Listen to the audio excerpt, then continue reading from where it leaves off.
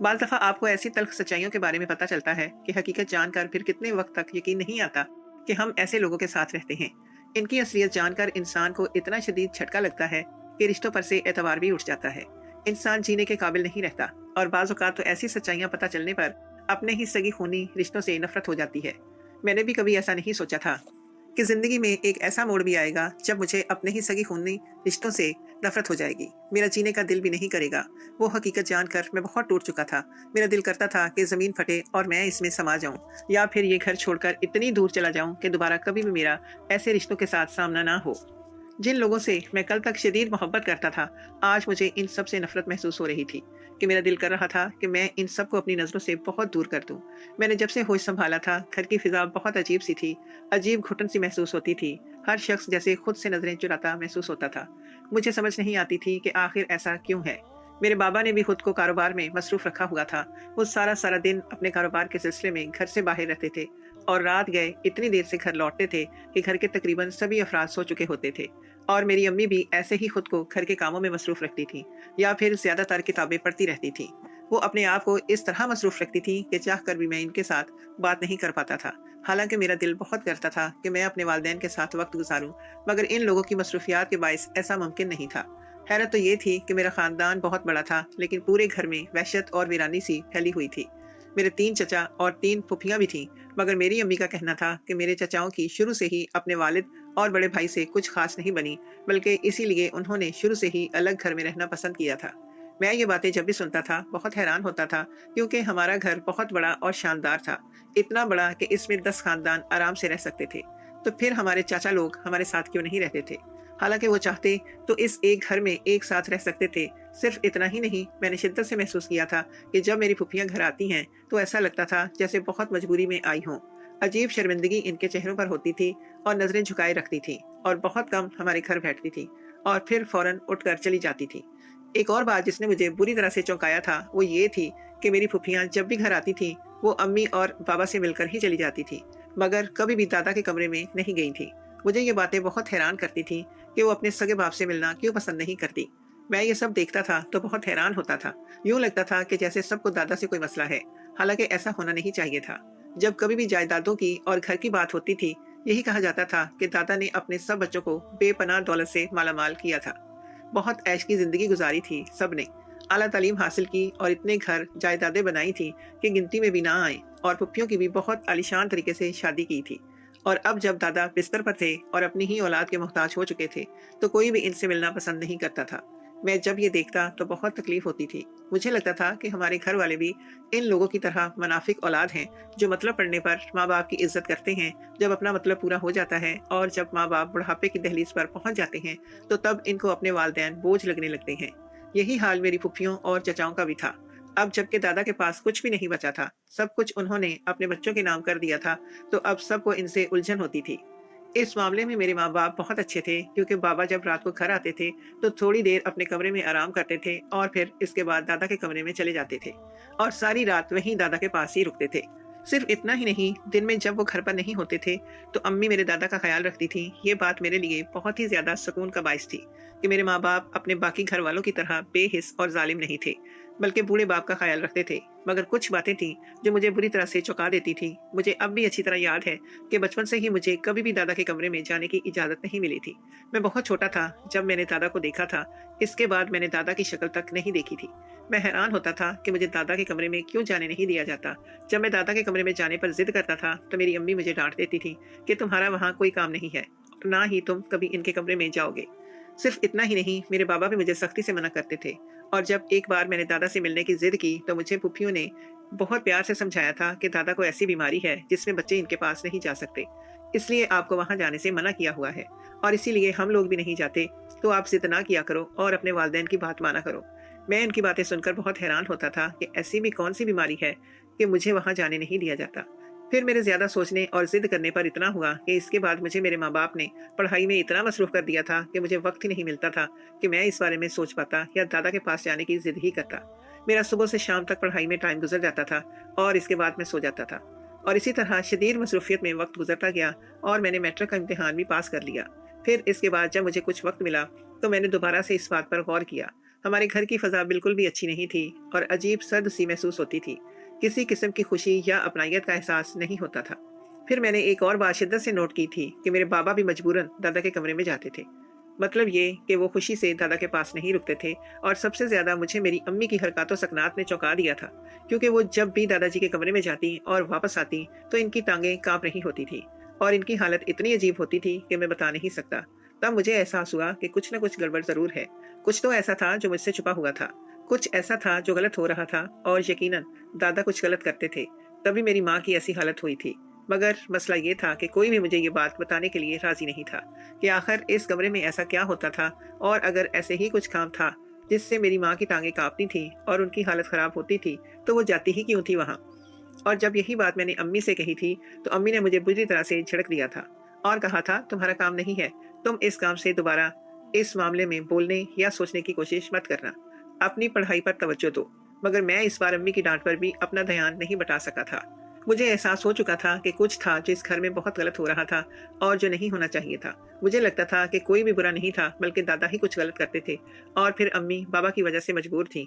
शायद तब ही इनके पास रोज चक्कर लगाती थी, मगर उनकी हालत भी मेरी नज़र से पोशीदा नहीं रही थी। तब मैंने सोच लिया था कि मैं इस बारे में पता लगा कर ही रहूंगा कि आखिर इस कमरे में क्या होता था और आखिर दादा ऐसा क्या करते थे कि सब लोग इनसे दूर दूर भागते थे। और अम्मी भी रोज दादा के कमरे से निकलती तो टांगें कांप रही होती थी, मगर फिर भी वो दादा के पास जरूर जाती थी। मगर मसला ये था कि मुझे इस राज को जानने का मौका नहीं मिल रहा था। मैं जितनी भी कोशिश करता था कि मुझे वो सब पता चल जाए जो मुझसे छुपा हुआ था, मगर मैं नाकाम रहता था, क्योंकि अम्मी की उकाबी नजरें मुझ पर ही होती थी और बाबा के होते तो वैसे ही मेरी जुर्रत नहीं होती थी कि मैं दादा के कमरे में ही जा सकूं। मेरा सोच सोच के बुरा हाल था कि आखिर ऐसा क्या हो रहा था जो नहीं होना चाहिए था। मगर इतना यकीन हो गया था कि दादा ही कुछ गलत करते थे, जो घर की फजा इतनी कशीदगी से भरी हुई थी। कोई भी शख्स मुतमईन या खुश नजर नहीं आता था। और फिर एक रोज मुझे वो मौका मैसर आ ही गया, जब मुझे सच्चाई जानने का मौका मिल गया। और मैंने वो सच्चाई जान ली, जो कि इतनी भयानक थी कि मेरे रोंगटे खड़े हो गए थे। मैं सोच भी नहीं सकता था कि मुझे ऐसी सच्चाई पता चलेगी। और आज भी कभी कभी मैं सोचता था कि काश मैं वो सच्चाई ना ही जानता तो अच्छा था। मैंने कभी नहीं सोचा था कि मेरे दादा ऐसा भी कर सकते हैं, और मुझे पूरा यकीन था कि मेरा बाप भी इनका साथ दे रहे थे। मैं खुद से और अपने घर वालों से शदीद नफरत महसूस कर रहा था। मेरा दिल करता था कि मैं घर छोड़कर चला जाऊं और दोबारा कभी भी वापस ना आऊं, मगर मैं कुछ नहीं कर सकता था। जो भी था, मुझे अपनी माँ और बाप दोनों से बहुत प्यार था, मगर फिर भी मुझे बहुत ज्यादा दुख हुआ था। वो दिन मेरे लिए जिंदगी का सबसे बड़ा और बहुत बुरा दिन था। इस रोज बाबा को काम की वजह से शहर से बाहर जाना पड़ा था। हालांकि साफ लग रहा था कि वो जाना नहीं चाहते थे, क्योंकि इनके कुछ दिन घर से बाहर रहने का सुनकर अम्मी बहुत परेशान हो गई थी। मगर बाबा मजबूर थे, क्योंकि काम की नौयत ही ऐसी थी कि इनको हर हाल में जाना था। तब बाबा मेरी अम्मी को समझाने लगे कि बस एक दो रात की बात है, तुम शाम होते ही अब्बा जी को खाना देकर अपने कमरे में बंद हो जाना और सुबह तक बाहर मत आना। हमारे पास और कोई रास्ता भी नहीं है, मजबूरी है। काश अब्बा जी वो सब ना करते तो आज ये सब ना होता और हमारी जिंदगी भी मामूल के मुताबिक होती।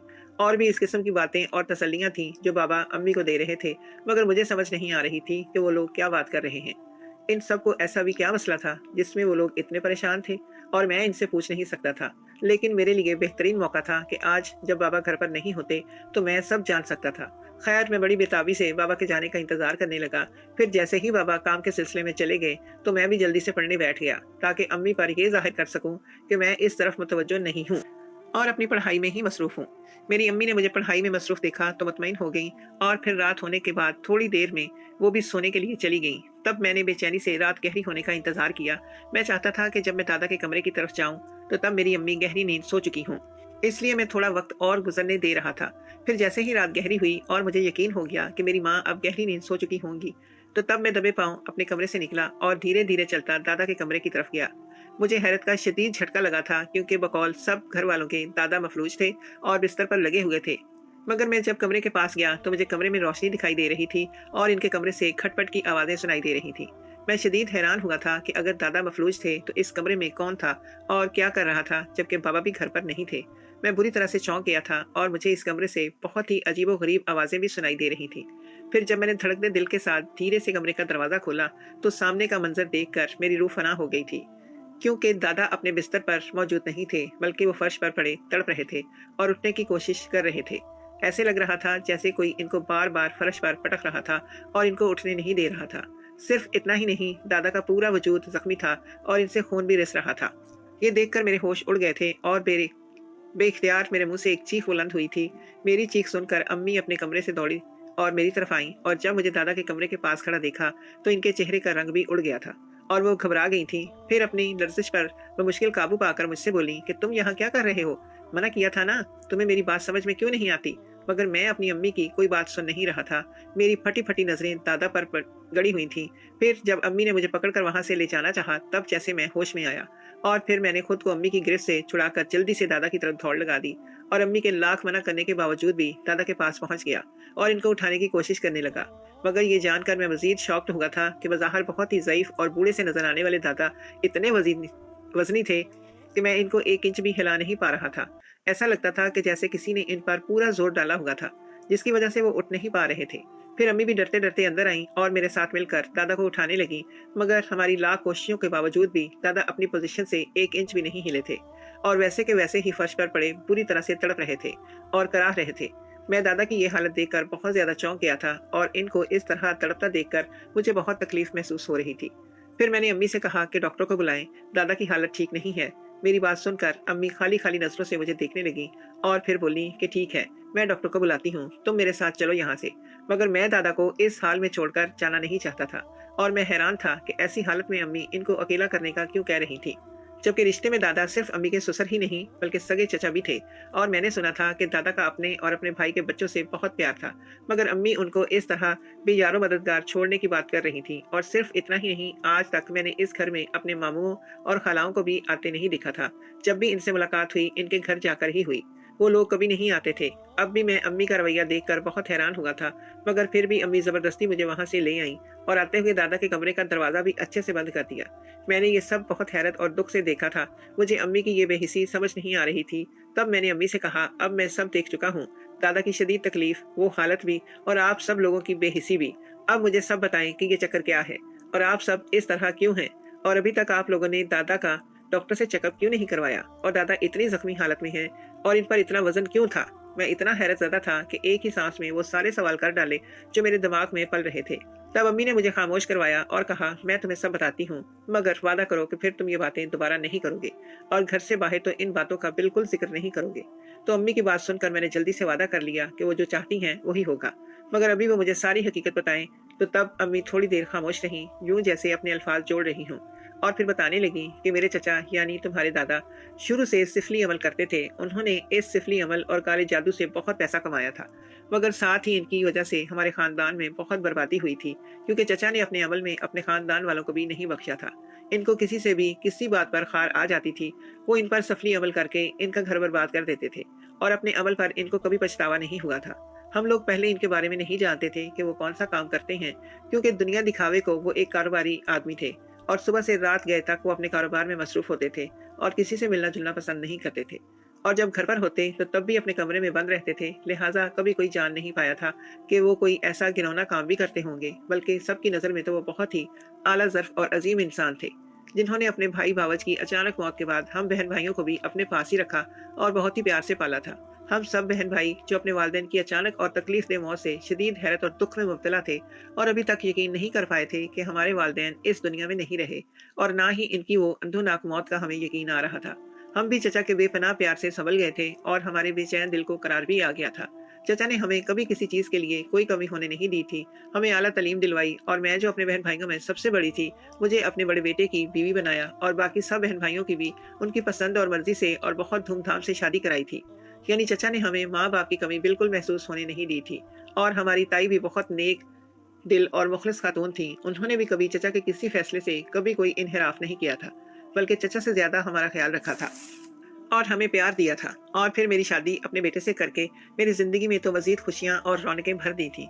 तुम्हारे अब्बू शुरू से ही बहुत अच्छे और इज्जत करने वाले इंसान थे। मैं इनके साथ बहुत खुशी की जिंदगी जी रही थी।